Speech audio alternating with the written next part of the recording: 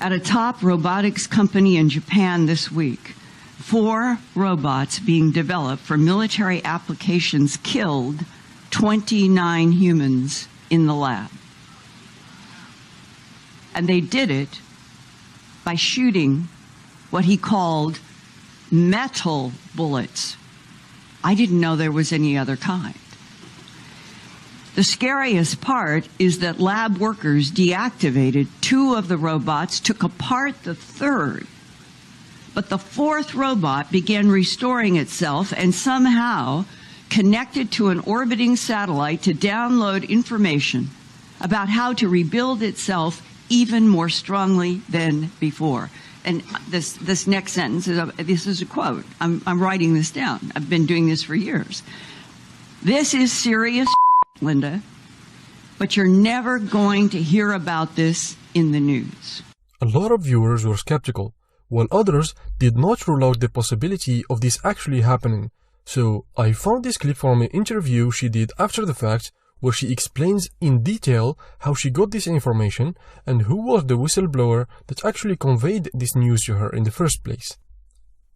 In the clip I'm about to show you, she also talks about how Elon Musk knew about these kinds of experiments and how he warned the world before this incident even happened. July, August of 2017. In the prior year, I had been communicating with a Marine who had retired from the Marines but was working special forces.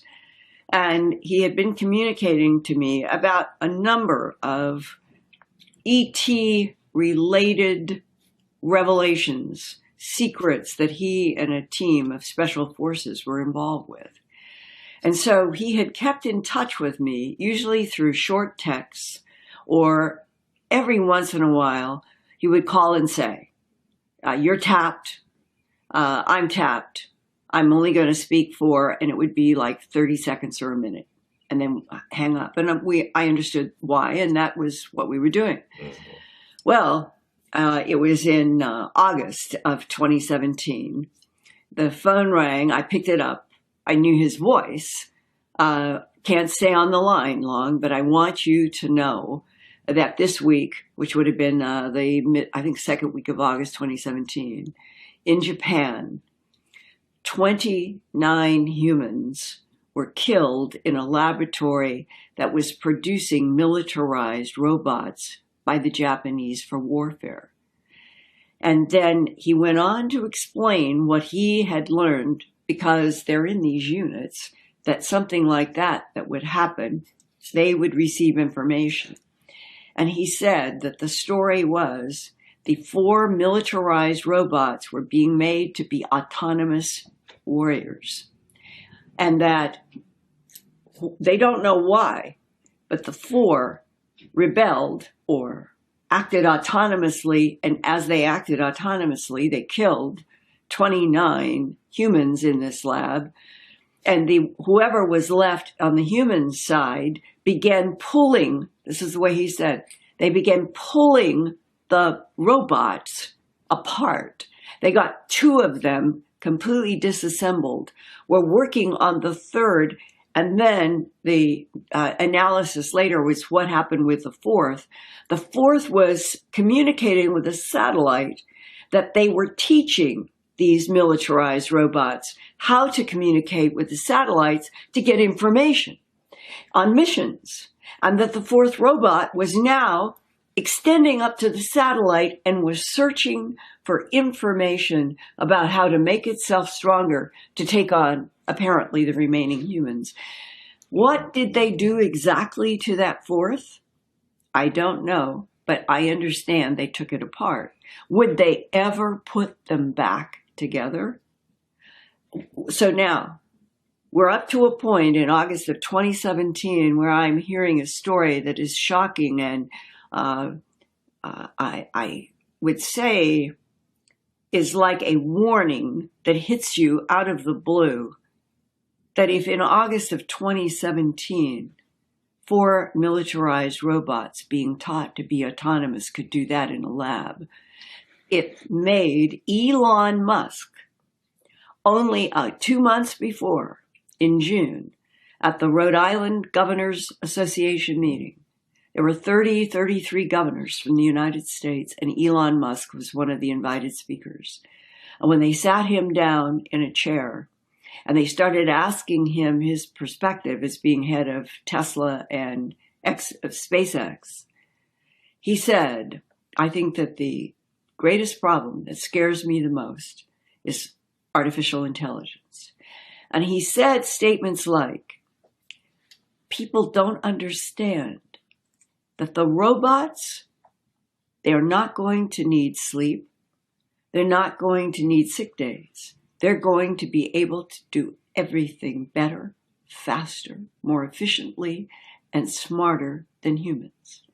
And then he went on and he said, I am convinced that artificial intelligence right now is an existential threat to this planet. The meeting she mentioned in the clip was the National Governors Association meeting, or the NGA, where the governors of 55 states meet twice a year to discuss issues of national and state importance and to develop policy initiatives that address the most pressing issues facing the states. The meeting also provides an opportunity for governors to meet with representatives from the federal government and the private sector. In 2017, Elon Musk attended the NGA meeting and had an hour-long interview where he expressed his opinion on several subjects, including artificial intelligence. Somebody asked me to ask you this. We talked about workforce today, but they asked me, are robots going to take our jobs, everybody's jobs in the future? Or how much do you see artificial intelligence coming into the workplace? Well, first of all, I think on the artificial intelligence front, you know, I have exposure to the very most cutting edge AI, and I think people should be really concerned about it.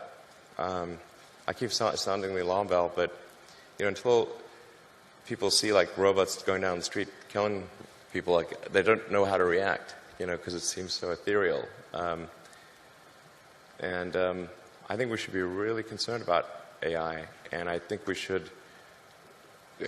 AI is a rare case where I think we need to be proactive in regulation instead of reactive, because I think by the time we are reactive in AI regulation, it's too late.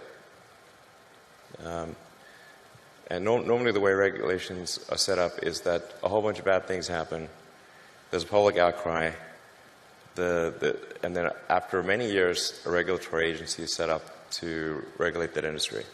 And there's a bunch of opposition from companies who don't like being told what to do by regulators. Anyway, it takes forever. That in the past has been bad, but not something which represented a fundamental risk to the existence of civilization.